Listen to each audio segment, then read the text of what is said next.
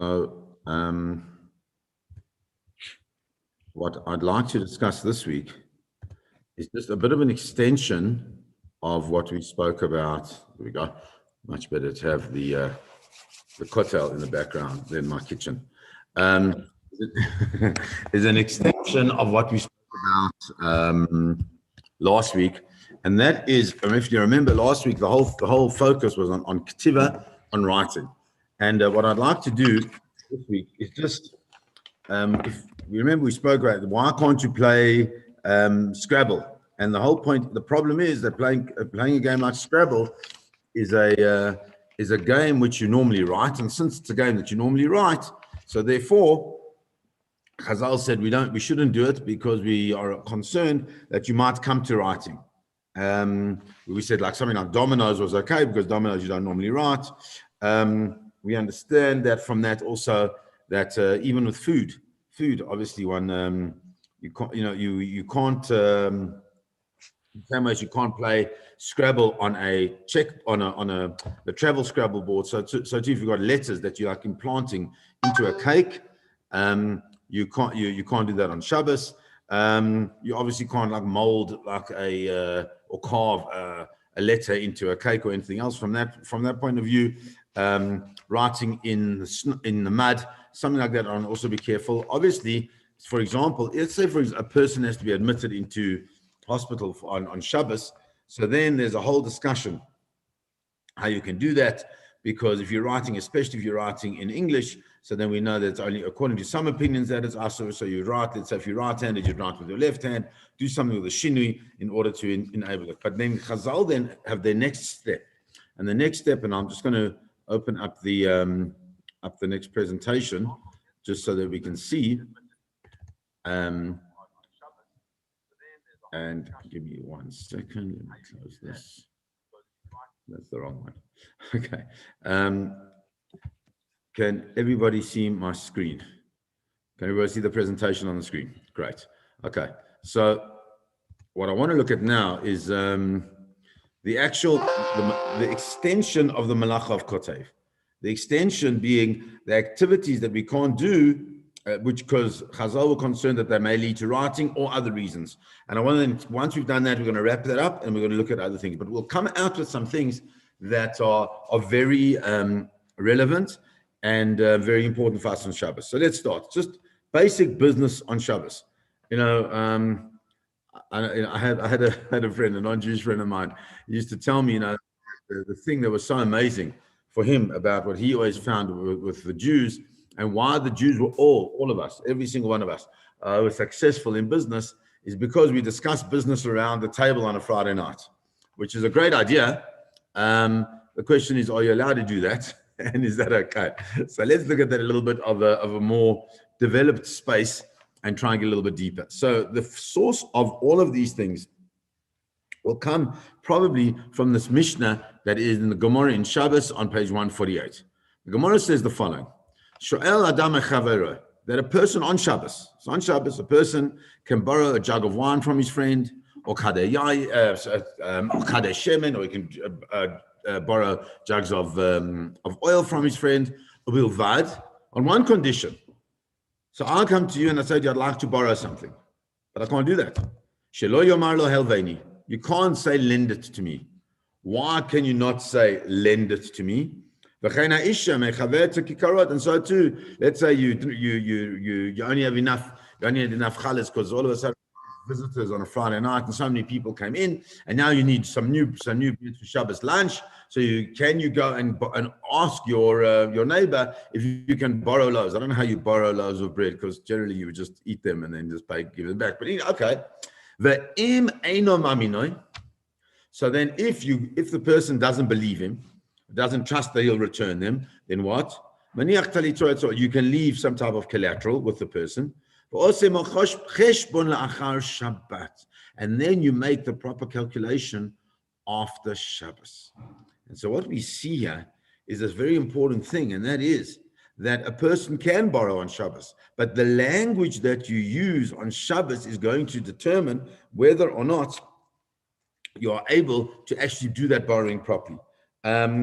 Because as long as you don't say, I want to borrow. So then it's okay. Why is there a problem with the borrowing? So the Rambam, Maimonides, comes along and he says the follows. If we remember, we've done this Rambam. This Rambam is like the mainstay of everything to do with kotev, with writing. He says kotev ma'avot malachot. That kotev, the writing, is one of the primary categories of malacha. Lefichach, therefore, asul l'chol b'fuch. Remember, you're not allowed to apply blue makeup on Shabbos. Why? Because it's like writing. V'asur lelavot or lahalvot, and you're not allowed to lend or to borrow. Why? It's a decree. In theory, I'm allowed to borrow from you. In theory, it's not a problem. But the problem is that if I borrow from you, and a normal loan is a 30-day loan, so I'm not going to be so keen to lend you money for 30 days without having something in writing. And we're concerned that the person is so worried about his money that he or she will actually start writing out some type of invoice or something, or even a loan document, in order to make sure that he remembers. But if, for example, it's just like a challah, or it's a small little vessel, or it's a little bit of money for whatever reason, we'll have to try and understand why you borrow money. But okay, a vessel, something like that. So then you're going to get it back straight after Shabbos, and we're not worried. But for a loan of quite a substantial sum. So in that case, Chazal say, no, you can't borrow, you can't do it you can't in that way. Okay. The Chain also says, Asur liknot v'limkor v'liskor. You're not allowed to buy, you're not allowed to sell, and you're not allowed to liskor, is to rent, or lahaskir, or to rent out, or to rent, for the same reason, that we're worried that you're going to come and write things down. So it would seem to be that at this point in time, we're seeing that the issue, the prohibition around doing any type of financial transactions, is born out of, at least according to the Rambam at this point, is born out of the problem of we're worried you're going to come to write. And because you're going to come to write, so therefore we say, don't do anything that you could find to solve the situation, you might come to write. You shouldn't even employ people on Shabbos. But just to do basic borrowing of items you can do. You could go and borrow the wine and the oil, as we said from the Mishnah. As long as you don't use the word of borrowing, because then that will lead, we're concerned that then moves it out of just a simple friendly transaction into a more formalized transaction, and the formalized transaction, we're concerned that we're going to use the wrong words. Okay, so on that, the Shulchan Aruch says, Hashoel davar mechavero lo yomar lo helveni. If a person, I'm sorry, it's in Hebrew, but I couldn't find the English translation. Lo amar lo helveni. He shouldn't say to him, lend it to me. Damashma lezman merubah, because the minute you say, lend me some money, it implies that it's for an extended period of time. And therefore we're worried, as we said, shema yichtov. Rather, what he would say is hishalani veloshan la'az. You don't use formalized legal type language to speak. Just can I borrow something? Just let me look after it, something like that. And in a place where there's no difference in the formal and informal language, then you got to say tainly, just give it to me. Okay. And as long as there's no formalization of any type of relationship, so then it's going to be okay. And then comes along the Ramah, Rav Moshe, and he says another thing. In the same way as you don't do this, when you do lend money on Shabbos, and you don't really want to believe the guy is borrowing the money from you, so then you have to leave some type of collateral. You can't say to him, take the collateral, because the minute you say take the collateral, then it's a whole new system that's come in called an uvda d'chol. And an uvda d'chol is the concept of doing something, as I mentioned before, which my Baba used to say was vochadik, something that we do during. It's just not Shabbosdik. There's a lot of this whole discussion of the spirit of Shabbos, and that's what uvda d'chol is against. Uvda d'chol means that it's so non-Shabbosdik Is it okay? Yes, it's okay on a theoretical level. But is it appropriate for Shabbos? No. The same way you don't lend money, you don't pay back your loan on Shabbos, which is quite a fascinating statement. Why is it a fascinating statement? Because what would you pay back? And comes along the Mishnah Berurah. In the second Mishnah Berurah, he says amazing. He says, even if you borrowed wine or oil, asul aporam b'Shabbos, you're not allowed to pay it back on Shabbos, because then it starts the same process. Because why? If you lent it out for a long period of time, then there's going to be some type of document that's backing it. And if there's a document that's backing it, we're concerned that it's going to come to right. And so this concern, maybe you'll tear up the document, you'll cross out the document, you'll do something in that document that we're concerned that will be the thing. Then he says something. It says, okay, let's carry on to the next one. What about buying and selling? So we've seen that there's very big concerns around borrowing. What about buying and selling? And the question that comes to mind for me, no one here would just go out and buy on Shabbos. We don't buy on Shabbos. We know that you can't go to a shop, you can't travel there, you can't do all these things on Shabbos. But let's say you're on holiday and you're at a hotel and there is, you're sitting in the lobby. Can you buy a drink on the Shabbos? Can you sit down there and order a drink over the Shabbos? You're not going to pay money, because we know you're not allowed to have money, because money, which we'll discuss in a while, I'm not sure exactly when, money's muktzah. Money's a problem, and you're not allowed to pick it up. So if that's the case, you wouldn't be paying, but can you buy a drink and somehow ensure that it's signed off to your room, and you'll pay it off at a later date? So let's try and understand whether that is or isn't a problem. So the Rambam, which we've just looked at already, says it's problematic. Why? We're concerned that you may come to writing. So that seems to be, according to him, it's quite problematic. But let's see how important this concept is.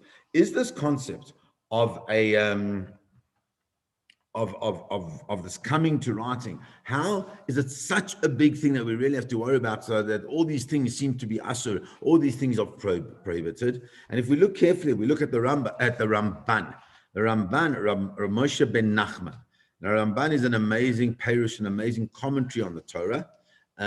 Most of us know our primary commentary, and that's Rashi.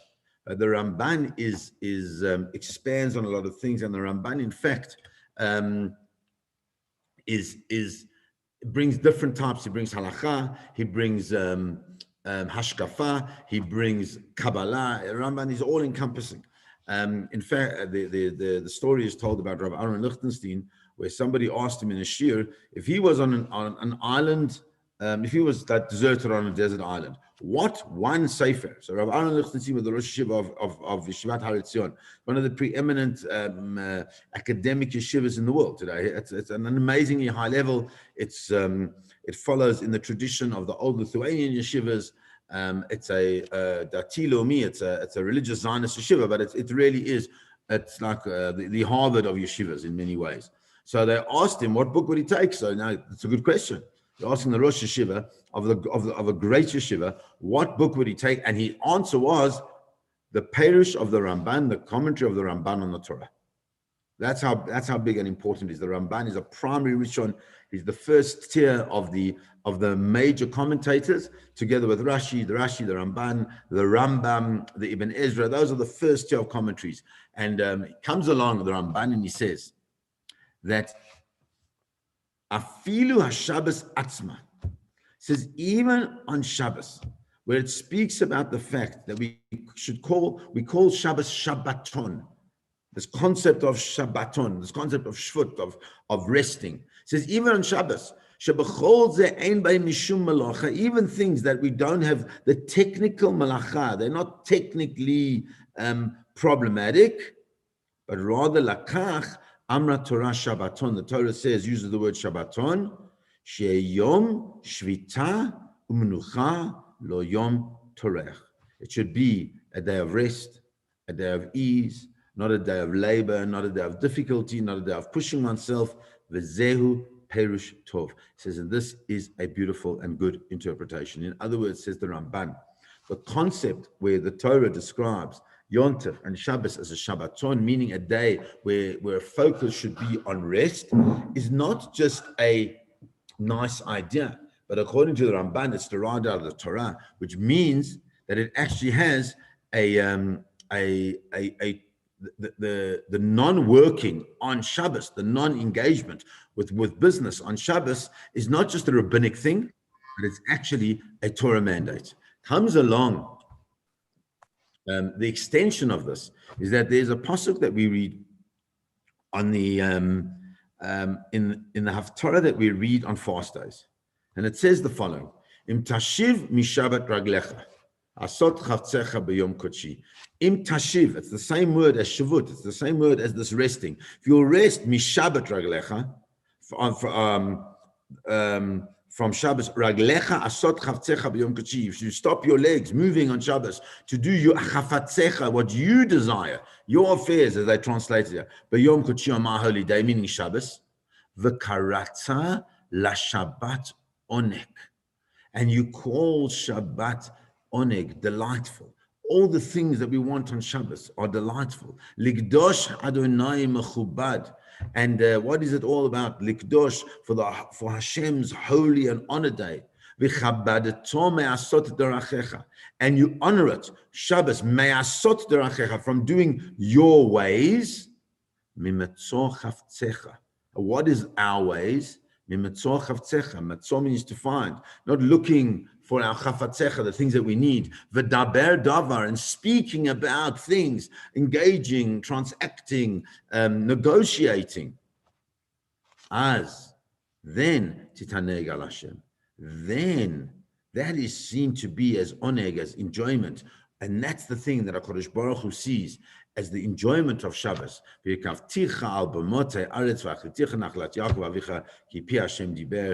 then you elevate yourself to the highest levels of connection with HaKadosh Baruch Hu, because that's what HaKadosh Baruch Hu wants from us. He wants from us Shabbos to be a day on what?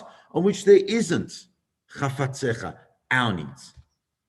It's not meant to be for our needs. It's meant to be for our spiritual needs, which really are our internal spirituality, which is connected to HaKadosh Baruch Hu. So that's actually what Hashem needs. For us to be able to connect to the spirituality of the day, we need to remove ourselves from all those things. So therefore, it seems quite problematic. How can we then order a drink from the waiter on Shabbos if it's quite clear from all of this that we can't do it? So comes along the Mishnah Berurah and says the following, because there are going to be a couple of other things that are going to come from this. But says the Mishnah Berurah, it's mutter. Hainu, after b'mekach u'menkar asur b'Shabbos v'yontiv, even though mekach u'menkar, that's the business, is asur on Shabbos and Yontiv, ve'echad ha'mocher b'peh or b'masira or mashicha v'chein medina, and so any person who sells with his mouth or through masira and mashicha are two different types of kinyan. Within the halachic realm, a kinyan means an acquisition. If you want to transfer ownership, you can't just hand over money. The person who hands over the money then also has to take some type of formalized ownership through different forms of what we call a kinyan. Masira is passing over, mashicha is pulling, v'chein medida, even measuring things. She'ena shel mitzvah, gam kein asur. Even measuring things are asur on Shabbos. It's such a fundamental thing that we forget. For example, on the most simple level, you want to make a salad dressing on Shabbos. So you're not allowed to measure in a measuring cup. You can pour it in a measuring cup, right? But you can't use the measurement of the measuring cup to determine how much you're going to put in, because that's medidah, that's measuring. And we don't measure. Why don't we measure? Because we're worried we're going to come in and we're going to write in the same way. So it says that she'ena shel mitzvah, they're not of mitzvahs, gam kein asur. We're not allowed to do such a thing. And then he says, however, there is a certain way of doing it, says the Mishnah Berurah. And he quotes from another place in the Shulchan Aruch. The Shulchan Aruch says, it's mutar lomar beloshen zeh. There's a certain way of saying it. She'ena omer beloshen mechira. You don't say in a formalized language of buying and selling. You don't say machorli or sell me. Veinu maski shemida, or you can't say sell me a kilogram of apples. Rak klize stam. What you can do is you can say, fill up this vessel. Let's say it's a basket with oranges, and we'll sort it out after Shabbos. So that one can do. One's not saying what you're going to do. You're not engaging in the words of sale and those things. And if that is the case, then as long as you don't mention payment, because that's what the Shulchan Aruch says, mutar l'mal chavera, malei li klize. A person can say to his friend, so he's in a guy's got a shop. You go into the shop and you say to the guy, fill up my vessel, and tomorrow we'll work it out. But he can't say, Vavalo Yomar tainli mida ploinis. He can't say, give me a certain amount of measurements. And the Mishnah Berurah here says, Avalo Yomar, Vafilu ein kono mimenu klal. And even if he's not buying it from him, Elishayel, he's just borrowing it. He says, just, lend me, what, a kilogram of sugar I needed to put in my salad dressing, whatever. Gam kain asur. Even that's asur. Mishum medida. Because you're measuring, you're having some aspect of measuring, and once again comes this concept, and that's like a vochadik activity. And vochadik activities we don't do on Shabbos. So we can see, as long as you don't say, I want to buy something, you don't mention the payment thereof, then it is okay, and it comes out that therefore it is okay on a Shabbos, if you're at a hotel and it's clear that you order something and it just goes directly onto your tab and you'll pay for it afterwards, and there's no negotiation on price. So then, under that circumstance, especially if it's a non-Jewish hotel, then it would seem to be that there wouldn't be a problem in doing that, but you can't discuss pricing, and that's fundamental. So you can say, it happened to us actually. Now we were in the Kruger at a resort there for a bar mitzvah, and I ordered some water. I didn't know that you had to pay for it. But I ordered the water, and she brought me the bill. So I said, we'll sort it out after Saturday. She says, oh yes, now I understand. And she went away, which was great. So those kind of things. Obviously, it's. There's no real business transaction in that on the normative sense of the word, and that's okay. Now there becomes a big question, because if we understand that you can't buy and sell, when you give a person a gift on Shabbos, so I'm going for Shabbos to a friend of mine. So the appropriate thing, as we know, is to take some type of gift.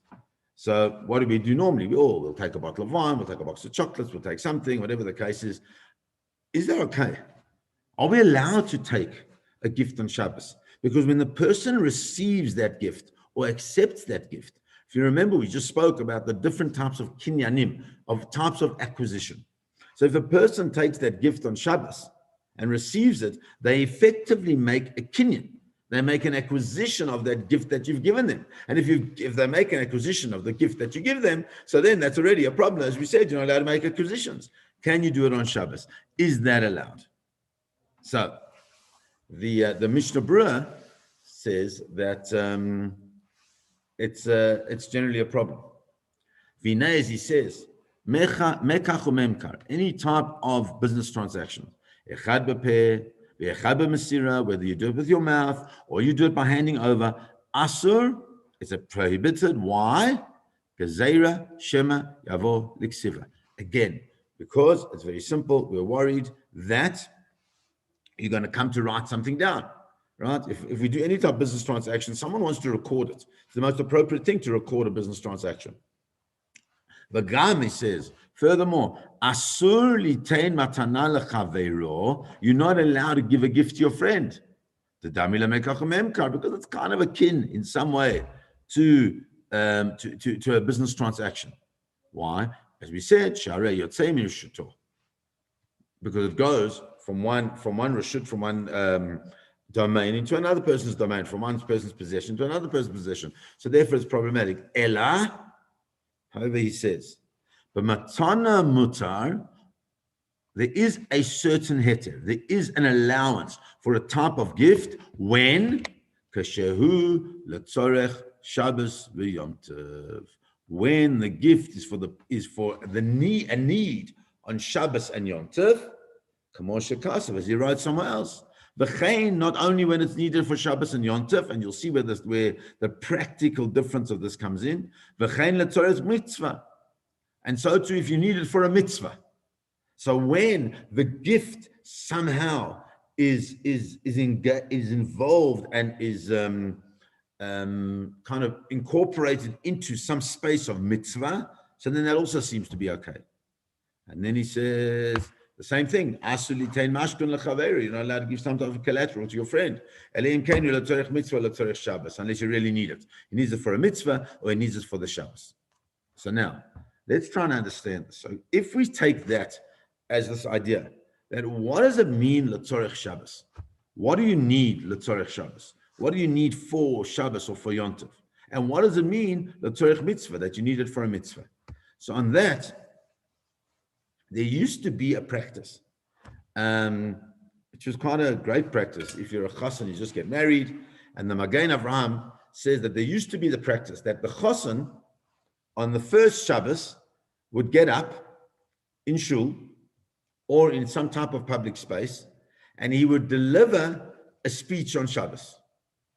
That was his thing, right? He would deliver maybe the drosha or Dvar Torah or a shir or something on Shabbos, and in return for that, he was given a gift. So he gives the drosha and he gets the gift. The Magen Avraham says he's not so sure about that. How does it work that you can give the guy a gift because he delivers a speech on Shabbos? You're like paying him for the speech.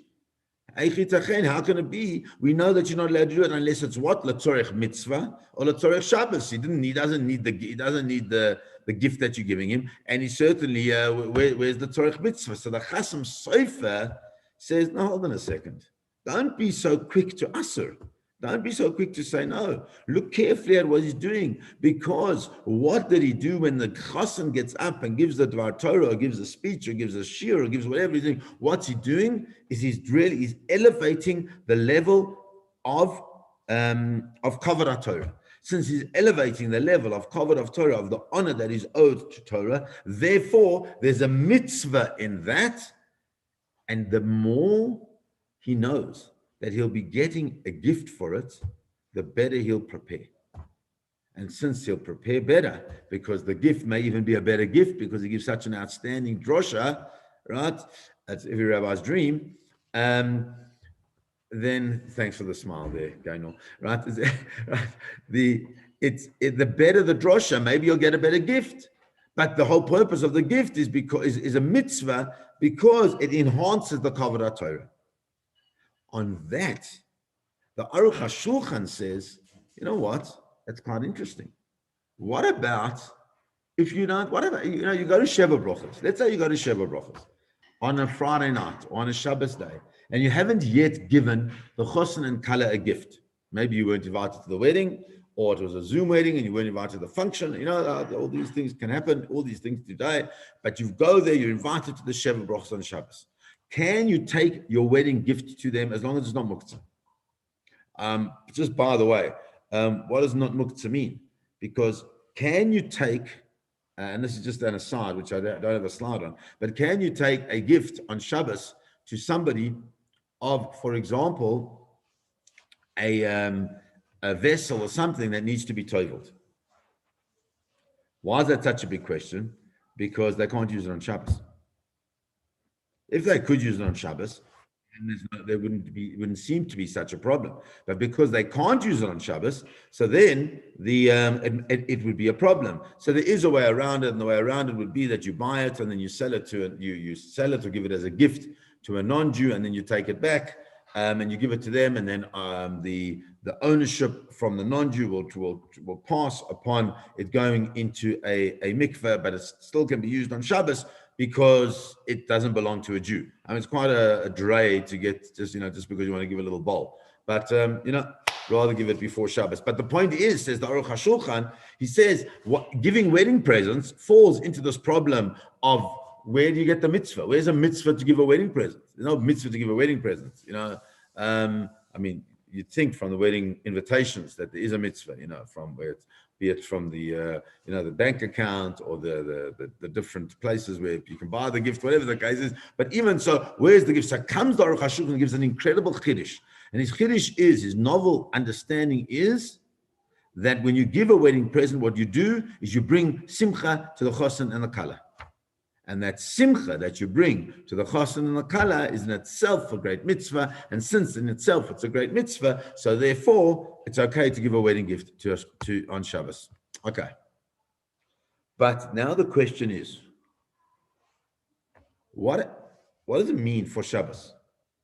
So we understand for the mitzvahs part of it. But what does it mean for Shabbos? The question that was asked here is that what happens if I bring a beautiful bottle of wine, or not such a good bottle of wine, right? That I was hoping would be opened at the meal, and it wasn't, and I didn't actually drink it on Shabbos. So is it problematic because I gave the gift for Shabbos, but it wasn't used for Shabbos? So says Rav Moshe Sternbuch. Rav Moshe Sternbuch, I don't know if anybody remembers, he was actually here. He used to live in South Africa. He set up one of the kolelim, a great Talmid Chochem, incredible Torah sage today. He's actually the late Rabbi Tanzer was very good friends with him, and Rav Dov Tanzer, it's his Rebbe. So he says the following: I think though that if one brings a good bottle of wine and is intended to be opened at the meal, then it may be given on Shabbos lechatchila. Lechatchila means without a problem, because it is needed for the sake of Shabbos. Even if it's not open, it should still be allowed. Why? Because the person will still have benefit from it on Shabbos, because he knows that his stock of wine on Shabbos is not depleted. The gift makes up for the wine that he serves. And so therefore there's a certain level of oneg, of enjoyment of Shabbos, that he doesn't worry that he doesn't have wine, because by virtue of the fact that one gave this bottle of wine. It's a very important thing, because when you take a box of chocolates, how do you know whether they're going to eat it or not? Especially if you take like milky chocolates. So you're going for lunch and the people serve cholent. I don't know the answer to this, and I think it's simple that the answer is yes. Can you take milchik chocolates? They're not going to be eaten on Shabbos after the cholent. Well, I hope not. So that's just something to think about. Okay. The last thing I want to look at is what if it's not food? So we said the way of doing it with a bowl is one way or another way, whatever the case is. But the problem still applies that when you give non-food gifts, the problem is that the person is still making an acquisition. So a perfect example of a non-food gift is a book. A book is the perfect example. I'm going to go for Shabbos. I know, Lionel, that you like a certain sefer, a certain book. So I go and I buy it and I wrap it in a way that it's easy for you to open. You're not going to break Shabbos. I pack it and I say, okay, I'm going to give this to you. And I meant to give it to you on Friday. Can I give it to you on Shabbos day? So there is a very important sefer called Shmir Shabbos Kilchasa. We've actually spoken about it before. Rav Yeshua Neuvert, unbelievable Talmid Chochem. He was really the doyen of Shabbos. Before anybody focused specifically on Shabbos in such a way, he wrote this book, which not only had the concepts in, but also had contemporary application in. I mean, obviously, it's a little bit dated for certain contemporary application, but it's an incredible classic of a Shabbos of an investigation into Shabbos book. And Rav Neuvert says the following: he says, if you're going to go to somebody with a non-food item, let's say a book. So what you should do is that before Shabbos comes in, you should have a third party, whoever that third party is, acquire the gift on behalf of the person who will receive it.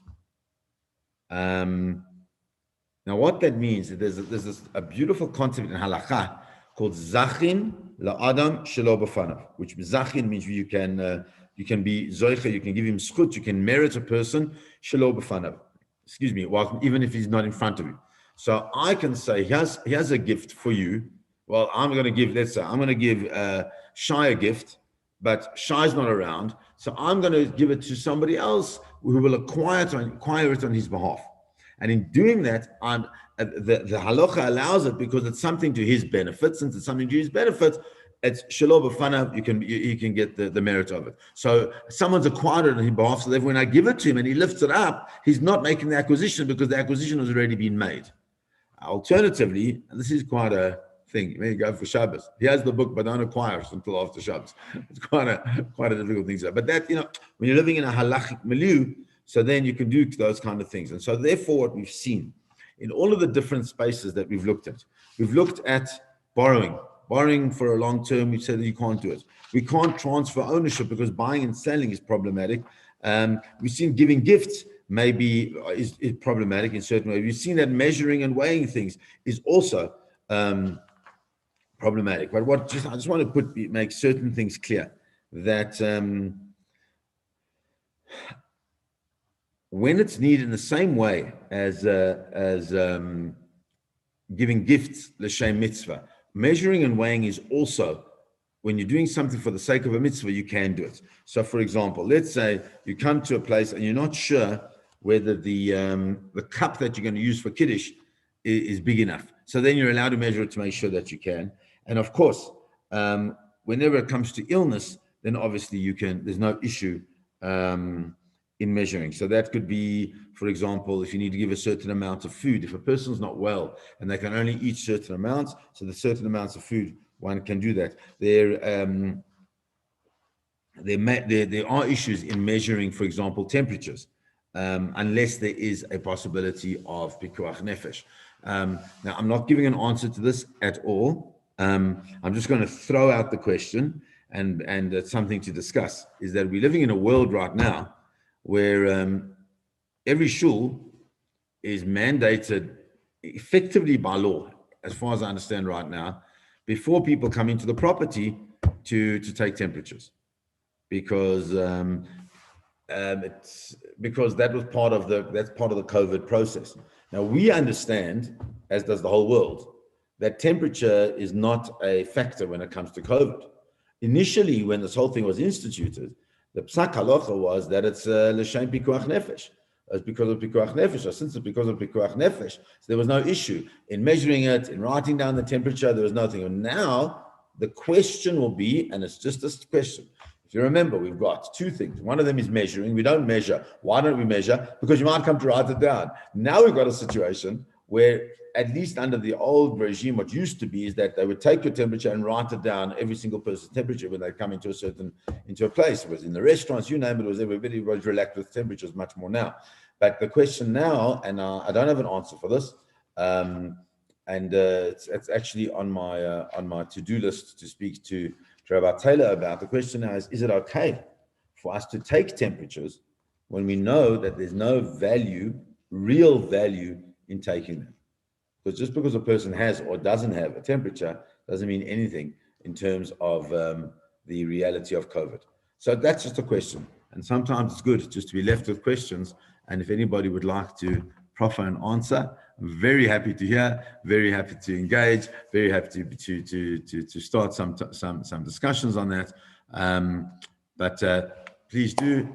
I just want to say thank you again for joining us. That is the end of Ketiva as the melacha, and please God, carrying on from next week, we'll look at some of the other melachas as we start going into much more practical issues, such as tofer, which is sewing, and sewing isn't just sewing.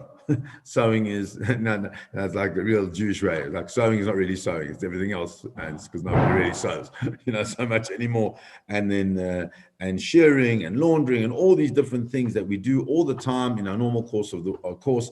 Can we do certain things on Shabbos? Can't we do certain things on Shabbos? That's part of the beautiful journey that we're all on together. Thanks for joining. Have a wonderful evening.